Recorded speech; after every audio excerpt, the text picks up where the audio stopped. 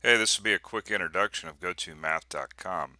So we're going to go over some of the features that are available here at the website, and this is a work in progress.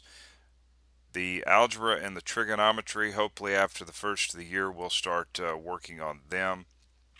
Calculus is what we have up and running up to from today up to, I believe, the disk method. Okay, so how this works is just click on calculus and click on one of the topics here. Let's just click on this one here, evaluating limits analytically. And as you can see here, we've got, I'm calling this the problem set. You can either click on the problem or you can come up here and click on the button, which is going to randomly give you a problem. Usually could be anywhere between 1 and 3. I think every once in a while you might see 4 random problems. All right.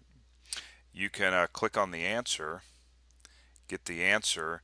I believe in this section here the help button is available. However, in some of the other sections the help button's not available. We just hadn't had time to program. However, there is a video in all of them. Okay, up to the disk method today, and hopefully we'll be working on that shortly. Quickly here about the checkbox. Okay, what you can do is come over here, and that IE means this is an example form of how you should insert the answer into the box. And in this particular one, actually, let's pick another problem here. Let's just pick this one here. Okay, so let's see, we get 27 plus 3 is 30, so let's plug that in there. Let's click check, and you get correct. Okay. Um, Not all these problems, however, you will put the answer that you put in this box won't be actually this answer, but more likely it'll be some approximation of whatever this is. And actually, let's go back up here. And really, the reason for that is some of these problems are really nasty when you go to type them in.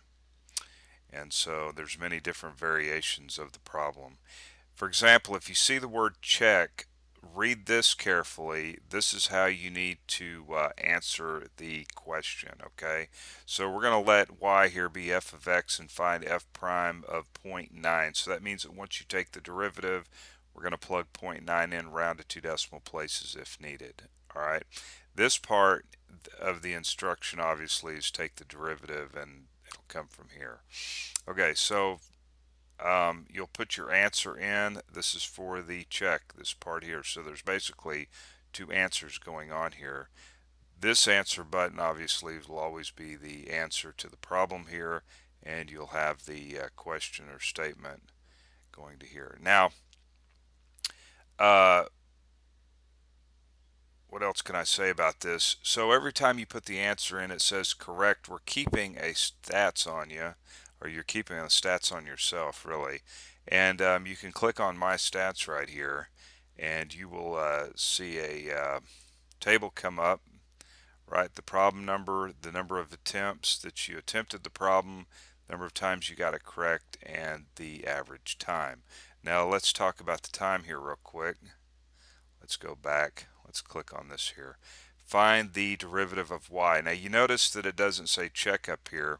So come up over here. So that means what we're going to do when we put the answer in the checkbox, it'll be the same answer as if you clicked the answer button.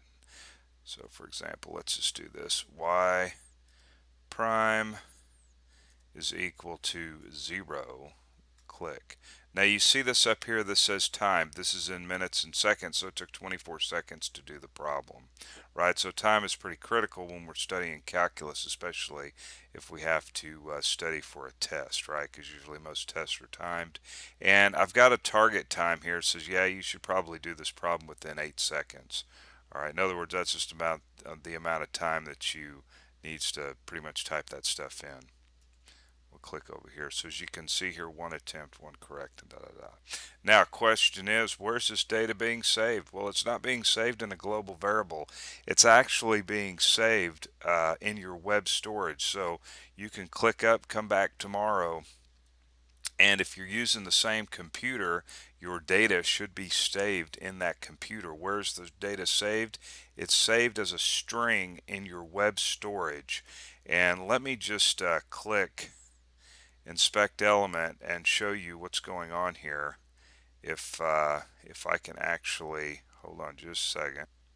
Okay, so I did click inspect element and so forth. Go to resources here, and then you can't see this, but it's over here to the left. It'll say local storage.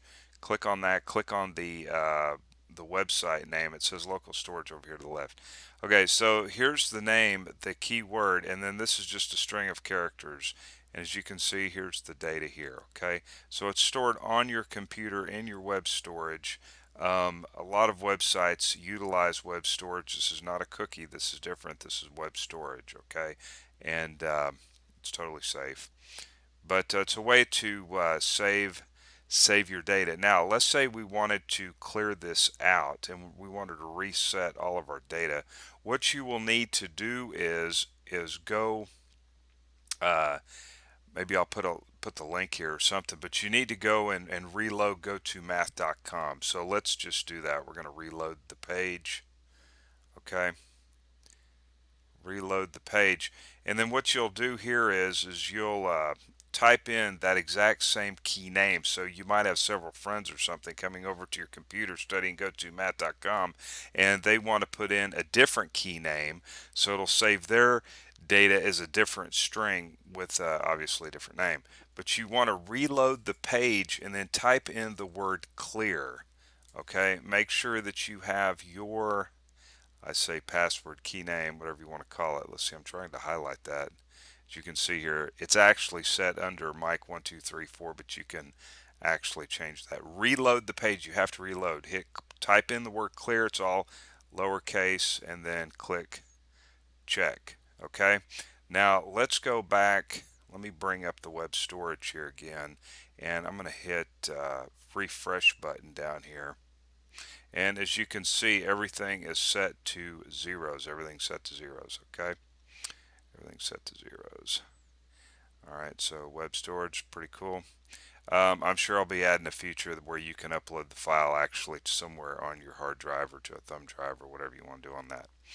Alright, what else? Yeah, algebra, trigonometry, that's something we'll be working on. You can click on it, check out the topics. I think sets is the only thing that's on there. And these are just the topics, but no problems have been worked out on that. You know, there's something else I need to say here. Let's click on this. Let's click a video, get a video to come up. Okay, let's just click on this real quick. Down here, I noticed, now you see this right here, it's set for quality at 240p. You'll probably want to come up and set the quality as high as you possibly can. All right, as you possibly can. Probably 480 is good enough. Okay, so that's something that I needed to add to that. Now, one other thing, let's talk about Internet Explorer here real quick.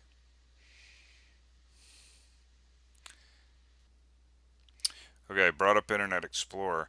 There's something going on with Internet Explorer. We can't see it right here. For some reason, it didn't come up. But down at the bottom of the screen, it'll say allow or not allow or something like that. Just click allow. It'll say something about this website's using ActiveX controls, and all I'm using is HTML, CSS, and JavaScript. I'm not connected to any databases. I'm not using PHP or any of that kind of stuff.